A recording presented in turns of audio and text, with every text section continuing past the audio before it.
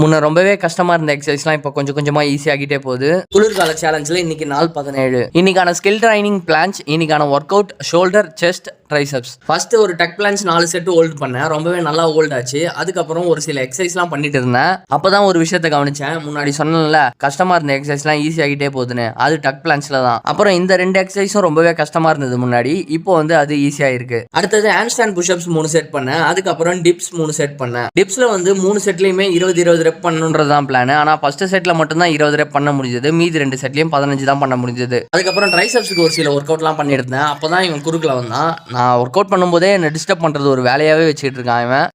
ஆள் தெரியல போட்டுருக்கு. நாங்கெல்லாம் சிங்கத்தோட உண்ணாக்க வெட்டுக்குன்னு பிடிங்க திங்கிறீங்கடா. இந்த பாரு, நம்ம 2 பேர் தான் இருக்கோம்.